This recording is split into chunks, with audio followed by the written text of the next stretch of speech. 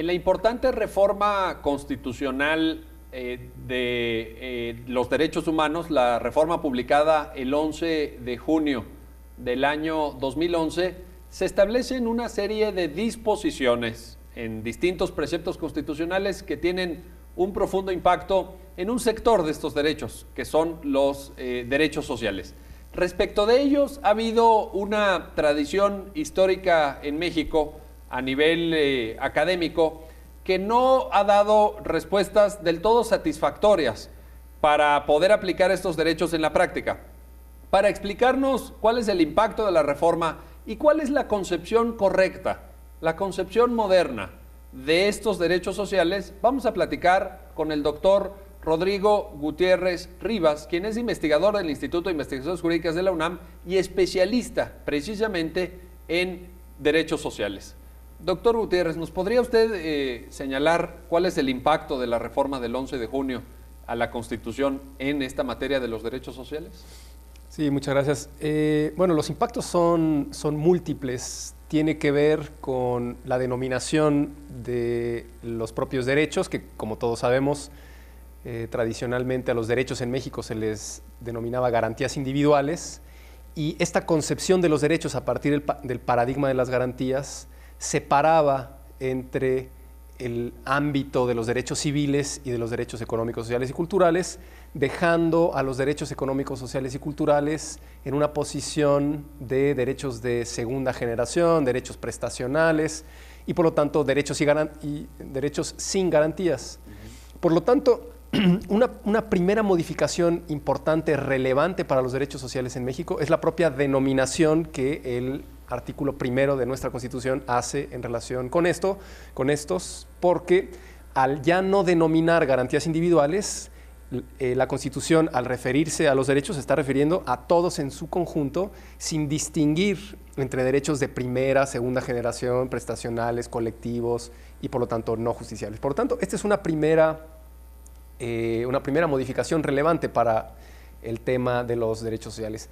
En segundo lugar, el hecho de que los tratados internacionales hayan adquirido a partir de esta reforma rango jerárquico igual al de la Constitución, también supone una modificación importante en tanto que todos los tratados internacionales, incluyendo el Pacto Internacional de los Derechos Económicos, Sociales y Culturales, adquieren rango jerárquico constitucional y por lo tanto todos los derechos que están incluidos en este pacto y otros más tendrán exactamente el mismo valor jurídico que tienen los derechos civiles y políticos. Por lo tanto, estas son las dos modificaciones importantes relativas a el párrafo primero del artículo primero de la Constitución. Pero también hay modificaciones muy importantes en el párrafo tercero. Voy a saltar el segundo por razones de tiempo, aunque también es relevante el principio pro persona y el principio de interpretación conforme, pero voy a pasar al párrafo tercero. El párrafo tercero está fuertemente impactado por el discurso de los derechos económicos, sociales y culturales, por el discurso de los miembros integrantes del Comité de Derechos Económicos, Sociales y Culturales, que han sido muy precisos en las observaciones generales en relación a el contenido de los derechos, pero el tema de las obligaciones que adquieren los estados frente a estos derechos. Y si uno lee el párrafo tercero del artículo primero, encuentra justamente este lenguaje propio de los derechos económicos, sociales y culturales, en donde se establece con mucha claridad, con toda contundencia, que el Estado adquiere las obligaciones de promoción, de respeto, de protección y de garantía de los derechos en su conjunto y por lo tanto de los derechos económicos, sociales y culturales. Eso significa hoy que todas las autoridades, como lo señala el artículo primero constitucional, dentro de nuestro sistema institucional y jurídico mexicano, adquieren todas esas obligaciones frente al derecho a la salud, a la alimentación, a la vivienda, al agua y a todos el derecho al trabajo, con todas sus subdivisiones, y todos aquellos que han sido, digamos, denominados tradicionalmente como derechos sociales.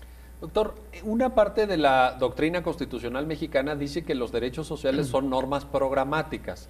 Esto es, son indicaciones o son sugerencias al Estado para que desarrolle políticas públicas que vayan progresivamente satisfaciendo estos derechos.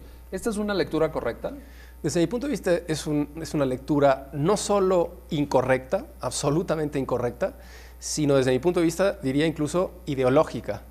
Quiero decir con esto que casualmente los derechos que tradicionalmente se consideraban en México derechos humanos, garantías individuales, separados de los derechos sociales, prestacionales, son los derechos de libertad vinculados con un proyecto político determinado.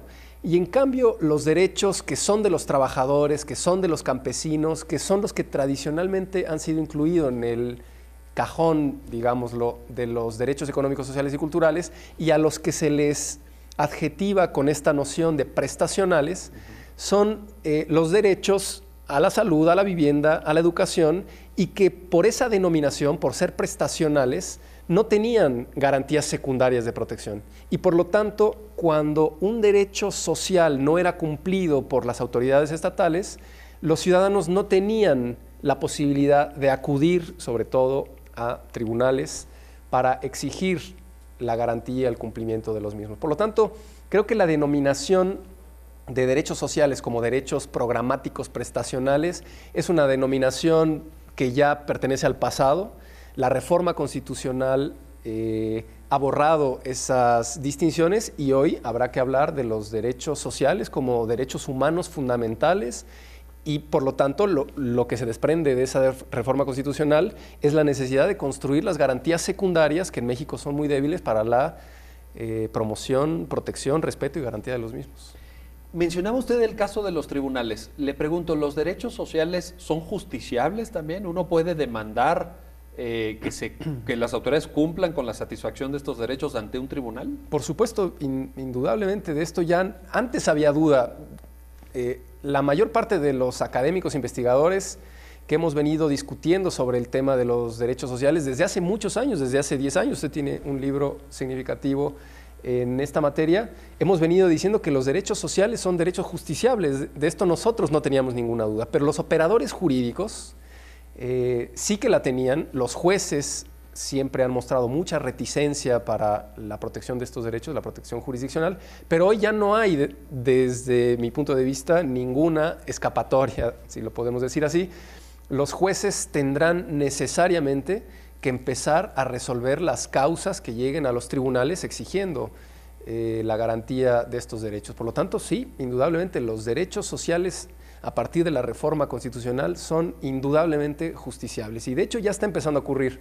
En México el tema del derecho a la salud es el que ha empezado a llegar con más claridad a los tribunales federales. Ya hay algunas tesis, incluso de la Suprema Corte de Justicia, relativas al tema, pero muy recientemente, y además en un caso en el que yo he participado activamente como abogado defensor, el derecho al agua, tenemos la primera sentencia de un juez federal, de un juez de distrito en el estado de Morelos, que reconoció que el derecho al agua, aun y cuando todavía no ha sido aprobada la reforma constitucional en materia de derecho al agua, que este es otro tema que daría para otra cápsula, pero que ya eso está en proceso, aun y cuando todavía ese derecho no se reconoce explícitamente en la Constitución, ya este juez reconoció que efectivamente ese derecho forma parte de nuestro ordenamiento jurídico mexicano y le dio entrada al amparo y además emitió una sentencia favorable a unas personas que estaban exigiendo una red hidráulica en su comunidad. Bueno, eso es una muy buena noticia. Hablaba usted de los operadores jurídicos y de este desconocimiento del carácter plenamente normativo, absolutamente vinculante de los derechos sociales. Si un juez estuviera viendo esta entrevista, esta cápsula, y quisiera profundizar en el conocimiento de esta visión, desde mi punto de vista absolutamente moderna que usted nos está ofreciendo, ¿a dónde le aconsejaría usted que mirara? ¿Un juez, un estudiante, un aplicador del derecho en México? ¿A qué referencias pudiera identificar en el derecho internacional quizá, o alguna referencia de derecho comparado que usted estimara útil para poder profundizar en estos conceptos? Una página de internet hoy muy recomendable es la página de la red DESC, que son las siglas en castellano de Derechos Económicos, Sociales y Culturales. La red DESC es una red internacional que se ha encargado de ir monitoreando todos aquellos avances significativos que ha habido en tribunales para la justiciabilidad de estos derechos. La página es muy fácil de consultar, RedDesk, y ahí dentro de la página hay una liga a casos. Creo que sería muy útil que quien esté interesado en esta materia pueda mirar cómo tribunales en otras partes del mundo han ido resolviendo casos relativos a los derechos económicos, sociales y culturales. Eso por lo que tiene que ver con el derecho comparado. Ahí hay una variedad increíble, uno se sorprende ya de la cantidad importante de casos en la materia. Por supuesto, la bibliografía es fundamental. Autores pues, significativos que han ido posicionando este debate de una forma muy importante son Christian Curtis, Víctor Abramovich, Gerardo Pisarello. Aquí en México el libro que usted ha escrito sobre derechos fundamentales, que tiene un apartado sobre derechos sociales. Creo que en el instituto yo mismo he escrito algunas cosas relativas al tema de alimentación, agua, salud, que se pueden consultar, análisis de sentencias. Eso por lo que tiene que ver con el tema de lo académico. Y para los jueces que en un momento dado tengan que encontrar criterios jurídicos, yo diría vinculantes en la materia, es muy conveniente que revisen las observaciones generales que emite el Comité de Derechos Económicos, Sociales y Culturales, que son documentos muy precisos, casi diríamos pedagógicos, en donde se reconoce el contenido esencial de todos estos derechos, también para desmontar el argumento según el cual esos derechos son vagos, no tienen ninguna vaguedad, en las observaciones están precisados con mucha claridad, y por otro lado también las obligaciones que los estados adquieren cuando firman tratados internacionales, en este caso como el del Pacto Internacional de Derechos Económicos, Sociales y Culturales. Finalmente, doctor, da la impresión que México está llegando tarde a este debate. En el derecho comparado hay países que han avanzado más que nosotros, hay países que están, digamos, en un trayecto histórico, normativo, analítico, teórico, incluso muy por delante de México. ¿Esto es cierto? ¿Estamos llegando tarde, doctor? Yo creo que estamos llegando tarde, sí, estamos llegando bastante tarde si uno analiza la jurisprudencia en tribunales argentinos, por ejemplo, o en Colombia, ¿no? Siempre nos referimos a la Corte Constitucional Colombiana, que es una corte muy progresista, que ha avanzado de una forma creativa y al mismo tiempo muy seria en la protección de los derechos sociales, de los derechos de los pueblos indígenas. Si uno mira sentencias de la Corte Constitucional Sudafricana, por ejemplo, ¿no? Casos de vivienda paradigmáticos para la protección de las personas en relación con desalojos forzosos, casos paradigmáticos en Canadá, ¿no? Quiero decir, sí, definitivamente estamos llegando tarde.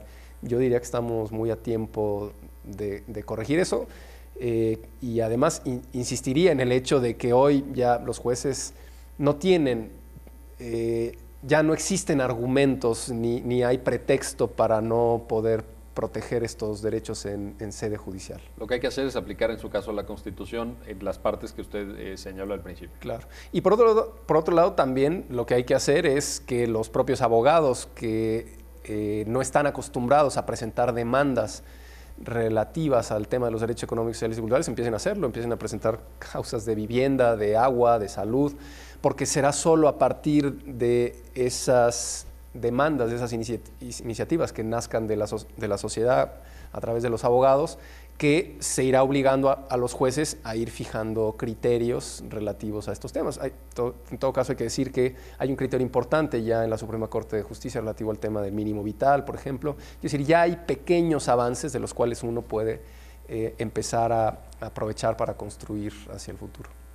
Pues muchísimas gracias por sus comentarios, por su análisis. Y como pueden ver, estamos ante un nuevo paradigma analítico y de comprensión de los derechos sociales, en el cual tenemos que trabajar de la mano quienes litigan, quienes estamos en el sector académico y fundamentalmente las autoridades. Los jueces tienen un papel que jugar también en defensa de la Constitución y de los derechos sociales que ella misma establece.